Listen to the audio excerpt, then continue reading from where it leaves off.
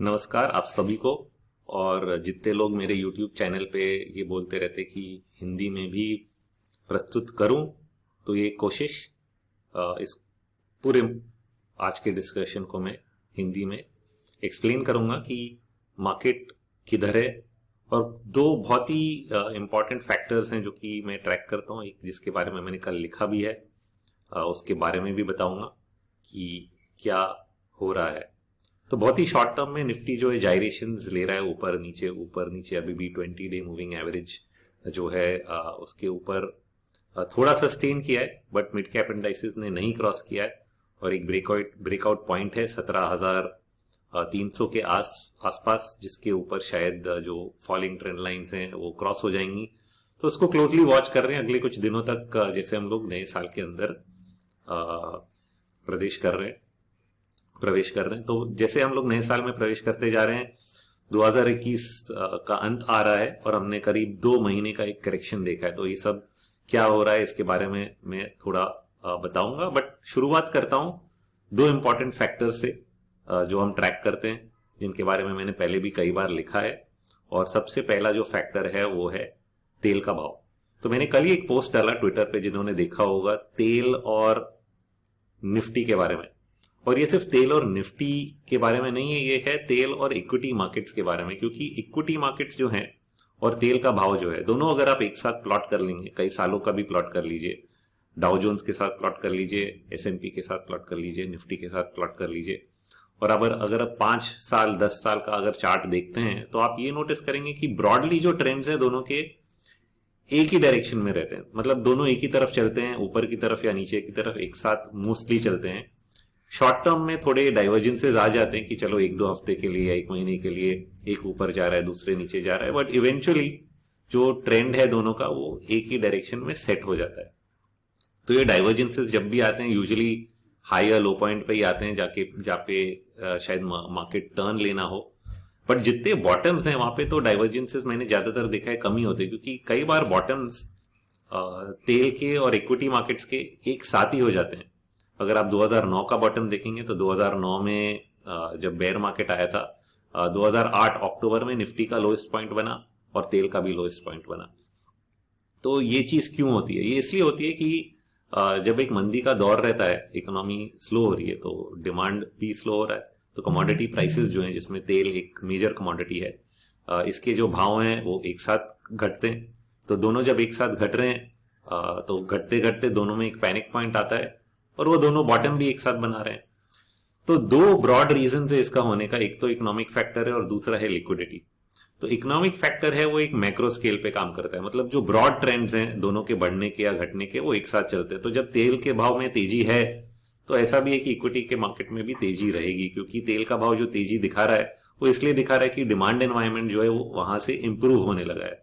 तो demand environment अगर improve हो रहा है, इकोनॉमी में एक्टिविटी बढ़ रही है, मनी इन सर्कुलेशन बढ़ रहा है, तो उस सर्कुलेशन का मतलब ये है कि अगर डिमांड एनवायरमेंट बढ़ा है तो इक्विटी मार्केट्स जो कि कंपनियों के शेयर के प्रॉफिटेबिलिटी को रिफ्लेक्ट कर रही है, उनकी भी प्रॉफिटेबिलिटी इंप्रूव होगी और उनका भी डिमांड बढ़ रहा है, तो शायद इक्विटी प्राइसेस भी बढ़नी चाहिए, और वही होता है।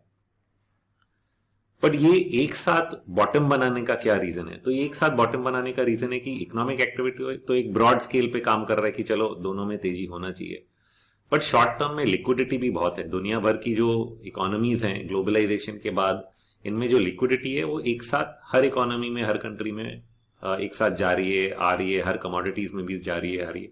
और ये पैसा कई मनी मैनेजर्स हैं वो एलोकेट करते हैं। तो जब मंदी का दौर होता है और जब प्राइसेस बहुत शार्पली गिरते हैं और डर के मारे लोग बेचते हैं, तो वो सब कुछ बेच देते हैं। तो अगर आप you are a money manager, आपको लगता है यार ये भी खराब है, ये भी खराब है, ये भी खराब है, आप सब कुछ बेचते हो, तो एक साथ वो जो इमोशंस है, सेंटिमेंटल फैक्टर है, वो एक साथ आता है। इसलिए एक साथ गिर के इनका जो बॉटम है कई बार एक ही दिन पे बन जाता है। तो अगर 2020 में भी देखेंगे, तेल का भाव और इक्विटी मार्केट का बॉटम करीब 1 हफ्ते के अंदर दोनों ने बॉटम बना लिया। इक्विटी मार्केट्स ने लास्ट वीक ऑफ मार्च में बनाया, और शायद उस टाइम पे ऐसे ही लग रहा था शायद तेल का भाव भी बॉटम बनाएगा, बट करीब 1 हफ्ते बाद there was a bad news की जितने टैंकर्स हैं वो भर गए हैं, इतने भर गए हैं कि तेल रखने की जगह नहीं है। बट उससे बड़ी एक बात थी कि फ्यूचर्स मार्केट में बहुत ही लॉन्ग पोजीशंस अनवाइंड हो रहे थे, और जो एक्सपायरी थी ऑयल कॉन्ट्रैक्ट्स की वो आ गई, और उस दिन जितने लोग लॉन्ग थे उनको बेचना ही पड़ा, और वो फ्यूचर्स मार्केट में नेगेटिव कोटेशन आ गया। आई डोंट नो कि फ्यूचर्स मार्केट ने नेगेटिव कोटेशन अलाउ क्यों किया, क्योंकि it is computer model. Computer model में अगर आप डाल देते कि जीरो के नीचे प्राइस कोई डाल नहीं सकते तो शायद नेगेटिव ट्रेड नहीं भी होता, बट उन्होंने नेगेटिव ट्रेड होने दिया तो it went to negative minus several dollars. But जो स्पॉट मार्केट है उसमें आई थिंक $6 या $7 का एक बॉटम बना। तो काफी सिमिलर चीज हमने देखी जो 2009 में भी हुई थी कि इनफैक्ट नॉट 2009, 1998 में, 1998 में तेल का भाव करीब $10 के नीचे आ गया था। आई थिंक $8 या $7 तक आ गया था, और तब न्यूज़पेपर में हेडलाइंस आ गई थी कि ऐसा ऐसा डॉलर का भाव कम हो गया, और इंडिया में पहली बार ऑयल पूल डेफिसिट हमारे यहाँ रन होता था, जो कि गवर्नमेंट एक ऑयल पूल का अकाउंट रखती थी ऑयल कंपनियों के प्रॉफिट्स एंड लॉसेस को अकोमोडेट करने के लिए। तो उससे एक सब्सिडी दे जाता था इन कंपनियों को ताकि ऑयल के प्राइस से नुकसान ना हो। तो ये अकाउंट जो है वो मुनाफे में आ गया, और उनको वो पूरा राइट ऑफ करने को मिल गया गवर्नमेंट को, जो इतने साल से वो नुकसान भर रहे थे तेल के भाव का, वो प्रॉफिट में आ गया। तो बहुत ही अनयूजुअल सिचुएशन, क्योंकि ऑयल प्राइसेस इतनी घट गई कि गवर्नमेंट को फायदा हो गया, और इतनी घट गई कि तेल की जो कंपनियां हैं वो अगर उस भाव पे काम करती तो शायद उनको बंद हो जाना पड़ता। तो जब इस तरह का एक सिचुएशन आता है, बहुत ही एक्सट्रीम सिचुएशन, तो वो सिचुएशन परमानेंट कभी होता ही नहीं है, वो सिचुएशन चेंज हो जाता है।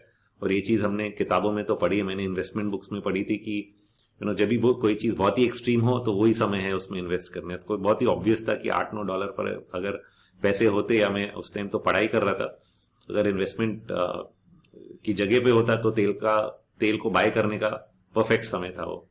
तो इस तरह के एक्सट्रीम्स को हम नोटिस करते हैं, और ऐसा ही एक एक्सट्रीम मार्च 2020 में आया है, जब नेगेटिव रेट आप देख रहे हो, तेल का नेगेटिव कभी हो ही नहीं सकता, क्योंकि कोई प्रोड्यूसर लॉजिकली नेगेटिव प्राइस में तेल बेचेगा क्यों। तो ऐसा ही हुआ कि उस पॉइंट से तेल के भाव और घटे नहीं, धीरे धीरे वहां से ना ही इक्विटी मार्केट्स ने इंप्रूवमेंट दिखाया, बट तेल के भाव ने भी इंप्रूवमेंट दिखाया। Of course part of it हम लोग बोलेंगे चलो ओपेक ने मेजर्स लिए कि प्रोडक्शन कट्स करे ताकि प्रोडक्शन कम हो जाए, डिमांड सप्लाई का जो एक एनवायरनमेंट है वो थोड़ा सुधर जाए। और जैसे वो सुधरता गया, क्योंकि पेंडेमिक का लोएस्ट पॉइंट था, वहां से गवर्नमेंट्स ने भी स्टिमुलस किया, फेड ने इंटरवीन किया, और डिमांड एनवायरनमेंट इंप्रूव होने लगा। और जैसे वो धीरे धीरे इंप्रूव हो रहा है, वैसे वैसे तेल के भाव जो है वो ऊपर की तरफ जा रहे हैं, और इक्विटी मार्केट्स के भी भाव ऊपर की तरफ जा रहे हैं। और वैसे ही एक चीज आप बहुत ही शॉर्ट टर्म में भी देखिए, पिछले हफ्ते या 2 हफ्ते पहले की बात है, पिछले Monday, okay, so almost 2 weeks आने को आ रहा है, निफ्टी ने लो मारा 16,410, ये बॉटम बना, और पैनिक डे था, 500-600 पॉइंट निफ्टी डाउन हो गया था एक ही दिन गैप के साथ। और जब इतना बड़ा गैप डाउन इंपैक्ट आया तो तेल का भाव क्या था उस दिन तेल ने भी एक लो पॉइंट बनाया $68.40 का, जो कि शायद 1 मंथ या 2 मंथ लो था, और वहां से तेल के भाव वापस $70 के ऊपर चले गए हैं। तो इक्विटी और तेल ने एक ही दिन क्यों पैनिक बॉटम बनाया? अगर वो दिन इंडिया का कुछ सेल ऑफ पॉइंट था कि इंडिया में कोई प्रॉब्लम है, या ओमिक्रॉन का कोई प्रॉब्लम है, या वर्ल्ड वाइड कुछ प्रॉब्लम है, क्या प्रॉब्लम था? तो ये जो सेंटिमेंटल है, जो हम लोग देखते हैं शॉर्ट टर्म में, लिक्विडिटी ड्रिवन या मार्केट ड्रिवन, ये जो चीज है ये लिक्विडिटी के ही जोर से आता है कि कहीं पे तो सेलिंग हो रही है और एक साथ कोई कई एसेट्स को बेच देता है और भाव सब एक साथ गिर के बॉटम बना के घूम जाते हैं। अभी तेल का भाव में अगर रिकवरी आ रही है तो इक्विटी के भाव में भी रिकवरी आती जाएगी, ये मेरा मानना है। शॉर्ट टर्म जायरेशंस को मैं नहीं पकड़ रहा हूं कि 1 हफ्ते या 2 हफ्ते अप एंड डाउन क्या होगा, ओके, क्योंकि जैसे हम लोग नए साल के अंदर जा रहे हैं, मेरा सेंस है कि बॉटम तो शायद 16,410 पे बन ही गया है, और ये जो बॉटम बन गया इसका रीटेस्ट हो सकता है, या इस रेंज में 50% 60%, वर्स्ट केस में कह रहा हूं, रिट्रेसमेंट हो सकता है, बट शायद नए लोज ना बने। और अगर रिकवरी हम लोग ऑल्टरनेट एसेट, जैसे कि हम लोग ने तेल के साथ एक कोरिलेशन किया, तो जब तक उसमें ऐसा कोई ट्रेंड नहीं दिख रहा है कि अब वापस वो लोज मारेगा, तो इक्विटी प्राइसेस में भी नए लोज नहीं आएंगे। ये ब्रॉड स्ट्रक्चर है। शॉर्ट टर्म में ऊपर नीचे क्या होगा, वो उसमें डाइवर्जेंसेस आ सकते हैं तेल के भाव में और इक्विटी के भाव में कभी कभी, बट जो एक्सट्रीम पॉइंट्स हैं वो जो हैं वो कई बार एक साथ बनते हैं। ये बहुत ही इंटरेस्टिंग फैक्ट है। तो इसलिए पैनिक जब होता है तो सब जगह एक साथ हो जाता है, और फिर उसके बाद अगर हम देखते रहेंगे और रिकवरी दिखने लगती है तो हमें उस चीज को ध्यान में रखना चाहिए कि घटते हुए तेल के भाव टिपिकली एक वीकनिंग एनवायरनमेंट दिखाते हैं, both for liquidity reasons and demand reasons, और जब बढ़ते हैं तो it shows N improving liquidity environment and also an improving demand environment, जिससे कि इक्विटी प्राइसेस भी प्रभावित हो जाते हैं।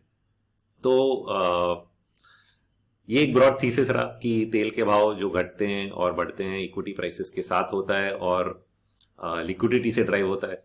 बट एक और इंटरेस्टिंग फैक्टर है जो कि कई लोग पहले शायद इतनी बारीकी से नहीं देखते थे बट अभी देखने लग गए, क्योंकि मीडिया ने इसके बारे में इतनी बातें करी हैं और सबको इसके बारे में पता चल गया, और ये है डॉलर। जो डॉलर इंडेक्स है, जो डॉलर पूरी दुनिया का एक मेन करेंसी है, इसको हम लोग रिजर्व करेंसी स्टेटस दे चुके हैं। तो दुनिया भर का जो रिजर्व करेंसी है ये, इसके बढ़ने और घटने से हर मार्केट और हर एसेट क्लास पे इम्पैक्ट आता है। तो ये चीज तो हम कई सालों से देख रहे हैं, मेरे ध्यान में रहा है, मैं लिखते रहा हूं। बट पिछले 2 सालों में क्योंकि पैंडेमिक के बाद जो स्टिम्युलस आया, उसमें ये एक प्राइमरी रीजन रहा, लोगों को समझ में नहीं आया कि ये तेजी क्यों हो रही है। और मैंने मई 2020 में एक रिपोर्ट लिखी थी, द लॉन्ग शॉर्ट रिपोर्ट में लिखता हूँ हर महीने 2 महीने indiacharts.com पे, और इस रिपोर्ट में मैंने एक्सप्लेन किया था कि जो तेजी यहाँ से होगी, इसको मैंने बोला द रिफ्लेशन ट्रेंड। रिफ्लेशन मतलब चीजों की भाव बढ़ेंगी, और इसलिए क्योंकि डॉलर का भाव घट रहा है। बहुत ही सिंपल थीसिस, और ये थीसिस का बेसिस वही था कि पिछले जो डॉलर के बुल और बेयर मार्केट्स हमने देखे, 1990s में एक डॉलर का बुल मार्केट था करीब 9 सालों तक, उसके बाद 7 साल तक डॉलर का एक बेयर मार्केट था, फिर से उसमें 9 साल का बुल मार्केट आया। तो मैंने प्रिज्यूम किया कि 9 साल के बुल मार्केट के बाद शायद एक और 7 साल का मंदी का दौर आएगा डॉलर के भाव में। तो ये चीज मैंने 2017 में नोट करी, और 2020 में क्या हुआ कि पैंडेमिक के बीच डॉलर का भाव ने एक स्पाइक दिया और ऑलमोस्ट 2017 के टॉप तक पहुंच गया, और फिर वहां से वापस घटने लगा। तो sort of a double top, but वो हाई नहीं निकला स्पॉट प्राइसेस में, फ्यूचर्स प्राइसेस में शायद थोड़े से अमाउंट से निकला। तो मैंने सोचा 2017 से अगर 7 साल का बेयर मार्केट है तो 2024 तक तो चलेगा, ये तो एक मिनिमम है। अभी अगर हम लोग 2020 से गिनने लगे तो 2027 तक चलेगा। बट अभी तक मैंने डेट टाइमलाइन तो नहीं चेंज किया है, 2024 तक का ही टाइमलाइन रखा है, और वहां तक देखने के बाद फिर वहां पे सोचेंगे कि उस चीज को किस तरह आगे बढ़ाना है। बट इसका सिंपल एक्सपेक्टेशन ये हो जाता है कि जब डॉलर बढ़ता है तो क्या होता है, हमारे यहाँ डिफ्लेशनरी कंडीशंस आते हैं। डिफ्लेशनरी कंडीशंस का मतलब होता है कि जितने कमोडिटी प्राइसेस हैं उन पे एक प्रेशर आता है, और प्रेशर इसलिए आता है, डिफ्लेशन का बेसिस क्या है कि जब डॉलर सबका रिजर्व करेंसी और डॉलर में ही सब लोग बोरोइंग करते हैं, तो डॉलर का भाव जब बढ़ता है तो बोरोइंग कॉस्ट लोगों के बढ़ जाते हैं, और जो कंट्रीज उसमें ज्यादा बोरो कर रहे हैं उनकी जो करेंसीज हैं वो थोड़ा हिट लेती हैं, उनके बॉन्ड मार्केट्स हिट लेती हैं, और जो लोग उसको संभाल पाते हैं संभाल लेते हैं, और जो नहीं संभाल पाते हैं उनके यहाँ क्राइसिस होती है। तो वो क्राइसिस हमने 1990s में देखी, साउथ ईस्ट एशियन क्राइसिस। तो कई एशियन कंट्रीज जिन्होंने फॉरेन मनी को ज्यादा अट्रैक्ट किया था, उनके यहाँ एक करेंसी क्राइसिस हुई और कई उनके मार्केट्स कोलैप्स हो गए। फिर उनको बेल आउट मनी IMF ने दिया, फिर से रिकवरी हुई, वो सब आगे चलता रहा। तो ऐसे ही हमने एक दौर फिर 2010 और 2020 के बीच में देखा, जब डॉलर बढ़ रहा था, इंडियन रुपी भी 69 तक गिरा। हमें रघुराम राजन को एज अ RBI गवर्नर बुला के इंडियन रुपी को संभालना पड़ा। बट इसी बीच में कुछ कंट्रीज थे जो नहीं संभाल पाए, तो ब्राजील ने संभालने की कोशिश की, वो इस कोशिश में सक्सेसफुल रहे, क्योंकि उनके भी बॉन्ड यील्ड्स काफी बढ़ गई थी, डबल डिजिट्स में 12-13% तक शायद उनके गवर्नमेंट बॉन्ड यील्ड्स चली गई थी, फिर वापस उनको नीचे ला पाया। बट कुछ कंट्रीज जो नहीं संभाल पाई थी, जैसे कि वेनेजुएला या जिम्बाब्वे, जहाँ पे हाइपर इन्फ्लेशन देखा गया, मतलब उनकी करेंसीज पूरी तरह कोलैप्स हो गई, और प्राइसेस जो है हाइपर इन्फ्लेशन मतलब double triple digit inflation rates, 20%, 50%, 100% inflation rates देखे गए। और वो एक अनयूजुअल सिचुएशन होता है जो कि सब लोग अवॉइड करना चाहते हैं। तो कोई संभाल पाता है, नहीं संभाल पाता है, और जब डॉलर की तेजी का जो एक दौर है खत्म होता है, तो एक मंदी का दौर शुरू होता है। तो ये जो मंदी का दौर है, इसमें फिर प्रेशर हट जाता है करेंसी से, बॉन्ड मार्केट से, और इसलिए फिर इमर्जिंग मार्केट जो है वो डेवलप मार्केट्स को आउट परफॉर्म करने की कोशिश करते हैं, क्योंकि उनके जो मार्केट्स हैं जिन पे इतना प्रेशर था वो अंडर वैल्यूड हो जाते हैं, और वो अंडर वैल्यूड सिचुएशन से उनमें एक नई तेजी शुरू होती है, कमोडिटी प्राइसेस बढ़ते तो कई ये कंट्रीज हैं जो कि कमोडिटी प्रोड्यूस करते हैं, जैसे कि ब्राजील है, ऑस्ट्रेलिया है, इंडिया भी प्रोड्यूस करता है, but of course China, Brazil, ये Australia are big producers of commodities. और कमोडिटी प्राइसेस के एक्सपेंशन से इनके इकोनॉमीज को मुनाफा होता है, और बाकी जो भी वो लोग एक्सपेंडिचर फिर अपने इकोनॉमी में करते हैं, उससे फिर पूरी केपेक्स साइकिल और इकोनॉमिक एक्टिविटी आगे की तरफ चलने लगती है। तो ये चीज हमने 2001 से 2009 तक देखी, और ऐसा ही एक सेटअप 2020 में चालू हुआ, क्योंकि यूएस फेड ने जब इंटरवीन किया तो उनके डॉलर वहां से 104 के भाव से घटने लगा। तो घटने लगा तो कई इमर्जिंग मार्केट्स में रिकवरी आई। बट एक फर्क रहा है इस पीरियड में कि इमर्जिंग मार्केट्स ने जो परफॉर्मेंस दिया है एटलीस्ट पिछले 1-1.5 साल में, वो यूएस मार्केट्स के मुकाबले बहुत ही बढ़िया अभी तक नहीं रहा है। और रीजन इसका है कि अनलाइक 2001 उस टाइम पे पैंडेमिक नहीं था, तो पैंडेमिक ने एक नेगेटिव इफेक्ट लाया है कई कंट्रीज पे at a very domestic level. India शायद इस चीज को ज्यादा अच्छी तरह से संभाल पाए, एटलीस्ट अपनी इकोनॉमी ने उतना हिट नहीं लिया, इसलिए हमारा मार्केट जो है वन वे चलता गया। बट कई जो दूसरे मार्केट्स हैं उन्होंने कई बार पॉज लिया, यूरोपियन मार्केट्स हो या एशियन मार्केट्स हो, कई Asian markets in fact last year perform नहीं कर पाए। पिछले लास्ट 2 महीने में उनमें शायद पिकअप आया है, ताइवान और ये कई मार्केट्स ने वापस न्यू हाइज मारे हैं, जकार्ता ने पिकअप किया है। बट कई महीनों तक ये मार्केट्स की जो इक्विटी प्राइसेस थी वो फ्लैट थी या डाउन थी और बढ़ नहीं पा रही थी। तो इसके 2 ही रीजन है, एक है इम्पैक्ट ऑफ द पैंडेमिक और सेकेंड है इम्पैक्ट ऑफ द डॉलर। क्योंकि पिछला साल जो है डॉलर 2020 में जरूर घटा, बट जनवरी 2021 से लेके आज तक डॉलर कई बार कोशिश कर रहा है कि मैं ऊपर की तरफ जाऊं। तो एक बार रैली आई मार्च तक, फिर उसके बाद फिर डॉलर घटा, उस बीच में फिर कमोडिटी प्राइसेस ने न्यू हाइज मारी, फिर डॉलर बढ़ा। तो पूरे अगस्त जुलाई से लेके अभी दिसंबर तक डॉलर का जो भाव है, जो कि हम डॉलर इंडेक्स के हिसाब से देखते हैं, वो बढ़ता रहा। और इस बार शायद इम्पैक्ट कई मार्केट्स पे आया, इंडिया में थोड़ी देर से आया, but commodity prices peak out हो गई, कमोडिटी प्राइसेस में कंसोलिडेशन शुरू हो गया। बट ये बात नोट करना जरूरी है, क्योंकि कई लोग ये सोचने लगे हैं कि शायद डॉलर की तेजी फिर से शुरू हो गई है। और मेरा मानना है कि एक बार मंदी का दौर शुरू होता है तो कई सालों तक चलता है, और अगर डॉलर में तेजी का माहौल चालू हो गया है तो ये इस तरह क्यों नहीं दिख रहा है जिस तरह की 1990s में दिख रहा था या 2010s में दिख रहा था, जहाँ के भी इमर्जिंग मार्केट्स में हाल काफी बुरा हो गया था। इस बार हम लोग शायद एक मार्केट में थोड़ा बुरा हाल देख रहे हैं, जो कि आपने भी सुना हो शायद, टर्किश लीरा। तो टर्की की जो इकोनॉमी है वो काफी हिट ले रही है, और टर्की की इकोनॉमी शायद 2015 to 2018 के बीच में भी हिट ले रही थी। बट अभी फिर से जब डॉलर बढ़ने लगा है तो उनकी इकोनॉमी में काफी तकलीफ है, उनका करेंसी जो है काफी गिर गया है। बट ऐसी चीज हम लोग सब जगह नहीं देख रहे हैं, ऑस्ट्रेलिया में नहीं देख रहे हैं, इंडिया में नहीं देख रहे हैं, चाइना में नहीं देख रहे हैं, ब्राजील में नहीं देख रहे हैं। उनकी करेंसीज थोड़ी वीक हुई हैं, but none of them have made new lows. मतलब यूएसडी बीआरएल, ब्राजीलियन रियाल ने न्यू हाई नहीं बनाया, यूएसडी आईएनआर ने अभी तक न्यू हाई नहीं बनाया। यस, ऊपर की तरफ थोड़ा आया था, अभी पिछले 10 दिनों से हर दिन नीचे जा रहा है यूएसडी आईएनआर, मतलब रुपी स्ट्रांग हो रहा है। तो ये जो पूरा एनवायरमेंट है, अगर हम लोग ऐसे एनवायरमेंट में थे जहाँ की डॉलर स्ट्रांग होने से डिफ्लेशन हो रहा हो, जो कि पिछले 10 साल हो रहा था, तो अगर ये डॉलर का तेजी का नया ट्रेंड है तो वो चीज हमें कहीं नहीं दिख रही। डिफ्लेशन ना कमोडिटी प्राइसेस में दिख रहा है, क्योंकि कॉपर के प्राइसेस बढ़ने के बाद सिर्फ कंसोलिडेट कर रहे हैं, घट नहीं रहे, क्रैश नहीं हो रहे, ना एल्यूमिनियम के प्राइसेस ना निकल के प्राइसेस। इनफैक्ट जब कॉपर के प्राइसेस बढ़ना बंद कर दिए तो एल्यूमिनियम के प्राइसेस ने न्यू हाई मारा, फिर जिंक के प्राइसेस ने न्यू हाई मारा पिछले 2 महीनों में, उसके बाद करेक्शन आया। तो कहीं पे भी ऐसा नहीं दिख रहा है कि अभी तक, अगर आगे दिखेगा तो हम उसके बारे में सोचेंगे, बट अभी तक ऐसा नहीं दिख रहा है कि आउटराइट कहीं पे कोलैप्स हुआ हो।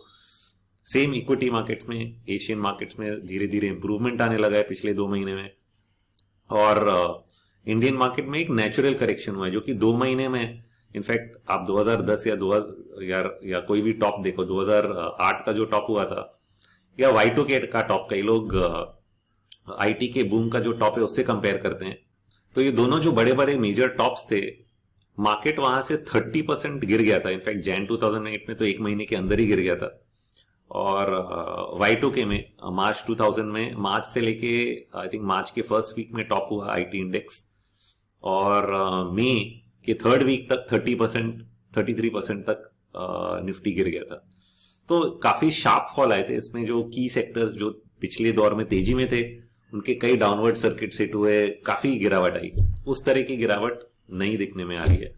इनफैक्ट करेक्शन जो हम स्टॉक्स में देख रहे हैं वो ऐसा लग रहा है, अभी तक तो ऐसा लग रहा है कि ये नॉर्मल कोर्स करेक्शन है, जो कि हर तेजी में अगर पुल बैक आता है तो स्टॉक में पुल बैक आ गया, वीकली डिग्री के सपोर्ट्स तक चले गए। चलो डेली डिग्री के सपोर्ट टूटे, बट वीकली डिग्री के सपोर्ट्स नहीं टूटे और वहां पे सपोर्ट लेके फिर से मार्केट ऊपर आने की कोशिश कर रहा है। तो ये जो हम नोटिस कर रहे हैं, ये इससे कोई सेंस नहीं आ रहा है कि ये कोई बहुत बड़ा डिफ्लेशनरी एनवायरनमेंट है कि डॉलर का नहीं तेजी का दौर शुरू हो गया, इमर्जिंग मार्केट्स कोलैप्स हो रहे हैं। नहीं, ना इमर्जिंग मार्केट कोलैप्स हो रहे हैं, ना बॉन्ड मार्केट, ना करेंसी मार्केट। इनफैक्ट पिछले 10 दिन में डॉलर इंडेक्स घटा नहीं होगा, बट जितने डॉलर रिलेटेड पेयर्स हैं ईएम्स के और कमोडिटी मार्केट्स के, जैसे ऑस्ट्रेलियन डॉलर है, इंडियन रुपी है, ब्राजीलियन रियाल है, ये सब में स्ट्रेंथ आने लग गई। मतलब they are all seeing a decline. USD INR नीचे आया 10 दिन तक कंसेक्यूटिवली, वैसे ही ऑस्ट्रेलियन डॉलर नीचे आया, कई ये करेंसी पेयर्स नीचे आए, बट DXY में ये चीज रिफ्लेक्ट नहीं हो रही है। तो पिछले मतलब अगले 1 महीने हम लोग तो यही चेक करने वाले हैं कि डॉलर इंडेक्स में ये रिफ्लेक्ट होता है कि नहीं, क्योंकि अगर डॉलर इंडेक्स का काउंटर ट्रेंड बाउंस जो कि 1 साल तक अभी चल रहा है और पिछले 1 साल पहले ही इसमें अगर बॉटम बना है, तो ये बहुत ही अच्छा टाइम है सीजनली कि डॉलर में टॉप बन के वो नीचे की तरफ घूम जाए। पर उस चीज का हम लोग साइन मतलब वॉच करेंगे कि अगले 1 महीने में ये चीज हो, और अगर ये चीज होती है तो ये कंफर्म करेगा कि एक ऐसा दौर शुरू होना चाहिए जिसमें कि इमर्जिंग मार्केट्स डेवलप मार्केट्स को आउट परफॉर्म करें। तो पिछला जो 1 साल है, इसमें जब डॉलर बढ़ भी रहा था, यूएस मार्केट घट नहीं रहा था। यूएस मार्केट जो है वो तेजी के दौर में चलता गया, क्योंकि ये जो राइजिंग डॉलर है डिफ्लेशनरी एनवायरनमेंट नहीं रिफ्लेक्ट कर रहा है, जो कि लोग कहना चाह रहे हैं। ये रिफ्लेक्ट कर रहा है कि US has been stronger than the rest of the world, क्योंकि वहां पे जो स्टिमुलस उन्होंने किया, वहां पे जो स्पेंडिंग किया, लोगों के हाथ में पैसे दिए एज एन इनकम, जिन पे जॉब्स नहीं थे, तो उस चीज से वहां डिमांड का एनवायरनमेंट बहुत ही स्ट्रांग रहा। और दूसरे कंट्रीज ने शायद वो चीज उतने ही एफर्ट्स के साथ नहीं किया हो, किया तो सबने है, बट जिस एक्सटेंट तक यूएस ने किया शायद नहीं किया हो। तो इसलिए उन्होंने जिस एक्सटेंट से किया, उसका इम्पैक्ट वो फॉलिंग डॉलर की पैटर्न रिवर्स होने से भी इम्पैक्ट नहीं गया। उनकी इकोनॉमी तेजी में ही रही है, और सिर्फ फिर दुनिया भर में जो पैसा जा रहा था वो वापस यूएस की तरफ डायरेक्ट हो गया, क्योंकि कई दूसरी इकोनॉमीज जो हैं पैंडेमिक के इफेक्ट्स को नहीं पूरी तरह संभाल पा रही थी, चाहे वो यूरोप हो, चाहे वो एशिया हो। कई जगहों पे केस काउंट्स जो है काफी बढ़ रहे थे। शायद इंडिया ही एक जगह है जिसने अच्छी तरह से इस चीज को समहाउ संभाल लिया है, और इकोनॉमिक इम्पैक्ट भी कम रहा है। ऑल्दो आई वुड से इंडिविजुअल सेक्टर्स में रहा है, बट जब हम ओवरऑल देख रहे हैं अर्निंग्स और कंपनीज की परफॉर्मेंस, तो उसमें somehow they have managed, because कई तो कमोडिटीज रिलेटेड कंपनी, उनको बेनिफिट हो गया, या दूसरी जो फाइनेंशियल या फिर ये ब्रोकिंग इंडस्ट्रीज हैं, इनमें बेनिफिट्स हुए हैं। तो कई जो सेक्टर्स ओपन रहे, जो कि ऑनलाइन रहे, उनको बेनिफिट्स हुए, और बाकी जो गवर्नमेंट ने एक्शन लिए उससे कई जगहों पे जो स्पेंडिंग किया, जो पिछले बजट में उन्होंने स्पेंडिंग किया, उससे बेनिफिट हुआ। तो हम लोग जब अभी नेक्स्ट बजट को ध्यान में रख के देख रहे हैं, एक बहुत ही इंपॉर्टेंट फैक्टर है गवर्नमेंट का जो पिछले साल का because of the growth trigger जो हुआ, जो भी सेक्टर्स में हुआ, और जो भी उन्होंने इम्पैक्ट, जो भी स्टेप्स लिए, उनके जो टैक्स रेवेन्यूज हैं इस साल के, और कल ही मैंने आर्टिकल शेयर किया जो कि हिंदुस्तान टाइम्स में पब्लिश हुआ था, और या शायद बिजनेस लाइन में पब्लिश हुआ था, और मेरे दोस्त ने वहां से मुझे फॉरवर्ड किया, जिसमें उन्होंने क्लियरली लिखा है कि जो जीएसटी और अदर टैक्स कलेक्शन है वो पिछले सालों के मुकाबले काफी ज्यादा आने वाले हैं। और अगर टैक्स कलेक्शन इतने ज्यादा आने वाले हैं, गवर्नमेंट के पास एक बहुत बड़ा सरप्लस होएगा, जो कि अगले साल के बजट को प्रिपेयर करने में काम आएगा। तो इनके लिए एक बहुत बड़ा अपॉर्चुनिटी है कि नेक्स्ट मेजर इलेक्शंस के 2 साल पहले जो करना चाहें, मतलब इन टर्म्स ऑफ ग्रोथ वापस लाने के लिए, जैसे उन्होंने पिछले साल किया। तो लोग सोचेंगे पैंडेमिक के बाद अभी स्लो डाउन होगा, या स्लो हो रहा है, या ओमिक्रॉन आ रहा है, तो इकोनॉमिक ग्रोथ अगले साल 6-7% ही होगी, या 6% भी हो, 6.5% आई थिंक कई लोगों ने शायद कोट किया हो, या उससे कम भी किसी इकोनॉमिस्ट ने किया हो। बट अगर गवर्नमेंट ये अपॉर्चुनिटी लेती है कि जितना उनके हाथ में पैसा है वो इसी को सही तरह से इकोनॉमी की तरफ स्पेंड करती है, जैसे उन्होंने पिछले साल भी किया, तो हम लोग 8-9% के रेट से भी ग्रो कर सकते हैं, और ये एक बहुत बड़ा ट्रिगर होगा इंडियन मार्केट के लिए। इसलिए अगले महीने आई थिंक एक्सपेक्टेशंस जो हैं वो बजट के साथ बढ़ते जाएंगे। और ये कहना मुश्किल है कि whether there will be a pre budget rally या post budget rally, but there will, I think if the market doesn't anticipate कुछ बड़ा हो, मैं बोलूंगा कि ध्यान रखिए, हो भी सकता है। लो पॉइंट शायद मार्केट का बन गया हो तो शॉर्ट टर्म में हम लोग यही देखने वाले हैं कि बेस फॉर्मेशन कैसा होगा। तो up down up down up down gyrations हो सकते हैं, जैसे लोग एक्सपेक्टेशंस बिल्ड कर रहे हैं, और जैसे ये न्यूज भी ओमिक्रॉन की आती जाएगी कि केसेस बढ़ रहे हैं इंडिया में, तो कई अप डाउन जायरेशंस हो सकते हैं शॉर्ट टर्म में। बट अगर उन्होंने इस अपॉर्चुनिटी को सही तरीके से यूज किया तो 2022 ओवरऑल इकोनॉमी और मार्केट्स के लिए बहुत ही अच्छा साबित हो सकता है। ये मेरी सोच है, और इसलिए मुझे नहीं लगता यहाँ से डाउनसाइड ज्यादा है। सिर्फ ये है कि कितने टाइम में स्पीड आएगा, कितने तेजी से पिकअप आएगा मार्केट्स में वापस इस सेलिंग के बाद। फ्रैंकली स्पीकिंग 2 महीने is a very long time. Usually 2 months के करेक्शन के बाद मार्केट पिकअप हो ही जाता है, इसलिए बायस तो मेरा यहाँ से बुलिश ही रहेगा शॉर्ट टर्म में भी, चाहे वो थोड़ा टाइम ले या चाहे वो जल्दी हो जाए, क्योंकि स्पीड और टाइम जो है इस चीज का कैलकुलेशन कोई आज तक सही तरीके से नहीं कर पाया। इसलिए हम लोग डायरेक्शन पे ज्यादा फोकस करते हैं, और speed and time is our luck. तो इसलिए डायरेक्शन अगर सही आपके पकड़ में है तो आप स्पीड और टाइम को रिस्क मैनेज करिए। और ये ध्यान रखिए कि जो बुल मार्केट शुरू हुआ मार्च 2020 से, कोई भी ऐसा साइन नहीं है कि वो खत्म हुआ। इनफैक्ट मेरा कहना है कि वो बुल मार्केट पूरी तरह से इंटैक्ट है, और इसका जो नेक्स्ट फेज है डॉलर के साथ और इमर्जिंग मार्केट्स का एक केस है जो कि उन्होंने अभी तक आउट परफॉर्म नहीं किया है डेवलप मार्केट्स को, वो एक केस बन सकता है कि शायद 2022 और 2023 में emerging markets will actually and up out performing the develop markets. क्योंकि यूएस ने टेपरिंग तो कर दी, बट उन्होंने स्टिम्युलेट करने का जो एक मैंडेट है उसको दूसरी कंट्रीज की तरफ बांट दिया है। इसलिए अगर आपने नोटिस किया कि नहीं किया, पिछले 1 महीने में यूएस ने टेपरिंग अनाउंस किया, बट यूरोप ने अपना बॉन्ड बाइंग प्रोग्राम डबल कर दिया। जापान ने बोला हम कंटिन्यू करेंगे, हमारा जो बॉन्ड बाइंग और मार्केट प्रोग्राम है उसमें कोई कमी नहीं करेंगे।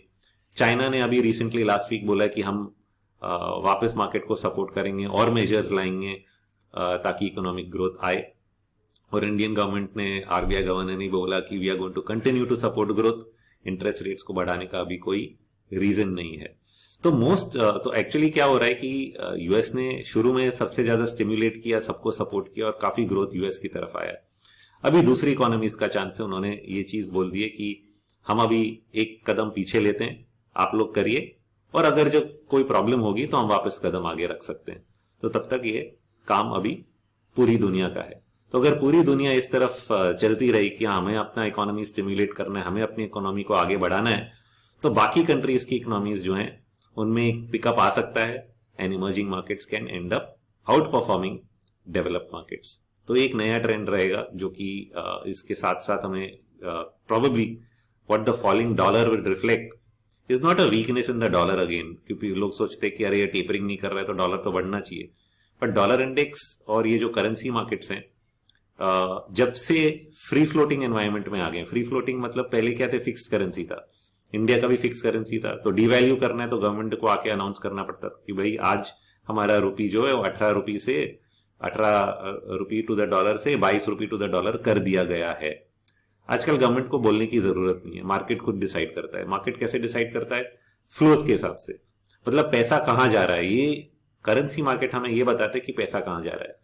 यूएस की इकोनॉमी स्ट्रांग थी, पैसा यूएस की तरफ जा रहा था। अगर यूएस की इकोनॉमी थोड़ी स्लो होगी और इमर्जिंग मार्केट्स की इकोनॉमी स्ट्रांग होने लगेगी तो पैसा इमर्जिंग मार्केट्स की तरफ जाएगा। अगर यूरोपियन इकोनॉमीज स्ट्रांग होंगी तो पैसा यूरोप की तरफ जाएगा, तो यूरो बढ़ेगा। तो करेंसी मार्केट अभी ये रिफ्लेक्ट करता है कि जो दुनिया भर में पैसा है, इन्वेस्टमेंट कैपिटल है, वो किस तरफ जा रहा है। ये नहीं रिफ्लेक्ट करता है कि आप डिवैल्यू कर रहे हो कि अंडर वैल्यू कर रहे हो कि क्या कर रहे हो। आपकी करेंसी के वैल्यू अगर रिफ्लेक्ट करता तो डॉलर कब का 0 हो गया होता, बट हुआ नहीं। क्यों? क्योंकि वो करेंसी पूरी दुनिया में घूम रही है। और जो फ्री फ्लोटिंग करेंसीज है, जो सबसे बड़ा, I would say it is the biggest financial innovation of our times. Okay, जो उन्होंने किया, करेंसीज को फ्री फ्लोट किया, बहुत बड़ा इनोवेशन है, जिससे कि डिवैल्यूएशन ऑफ करेंसीज जो है वो हाइड हो जाता है। अनलेस आपकी बहुत ही डोमेस्टिक कोई प्रॉब्लम है, जो कि हमने कुछ कंट्रीज में जैसे देखा, वेनेजुएला है या टर्की में अभी देख रहे हैं, अनलेस उस तरह का प्रॉब्लम है, currency markets can be managed and you can actually continue to have expansionary monetary policy.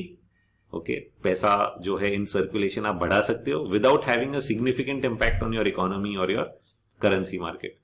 ये फ्री फ्लोटिंग करेंसीज ने अलाउ किया। गवर्नमेंट को अनाउंस नहीं करना पड़ता कि हम डीवैल्यू कर रहे हैं, वो अपने आप प्रेम से हो जाता है। उसके बाद आप किसी भी दूसरी चीज को ब्लेम कर सकते हो।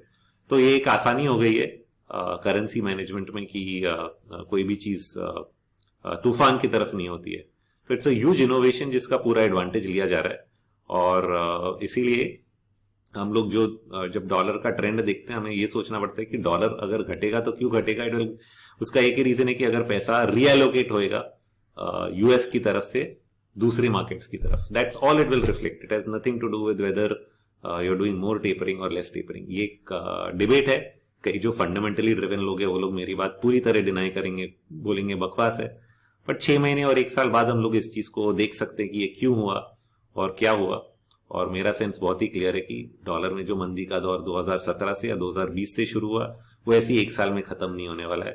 5, 6, 7 साल तो मिनिमम निकालता है और उतना टाइम अभी हुआ नहीं है। और इसलिए लार्जर डिग्री पे उस ट्रेंड को छोड़ना नहीं चाहिए। और सिमिलरली जो हमारी बुल मार्केट है ये खत्म नहीं हुई है और इंडिया में बुल मार्केट 2022 में भी पूरी तरह बरकरार रहेगी। और इससे इसका जो फायदा लेंगे उनको मुनाफा भी हो सकता है। ऐसा मेरा सोच है, मेरी सोच नहीं है। मैं किसी को कुछ भी रेकमेंड नहीं करता हूँ। We do not run any advisory services. हमारी कोई ऐसी सर्विस नहीं, हम किसी को एडवाइस नहीं देते हैं। ये मेरा मार्केट ओपिनियन है और मैं आपके साथ शेयर कर रहा हूँ। तो wishing you a very very happy and prosperous 2022 and thank you for listening and I leave it on this note. And for everyone who is interested in reading the long short report, जो मैं हर महीने 2 महीने publish करता हूँ, और उसका part 2 इस महीने मैंने 2 पार्ट में लिखा है। पार्ट 1 लिख दिया है और पार्ट 2 में इस डॉलर के ट्रेंड के साथ लिखूंगा और वो पेंडिंग है।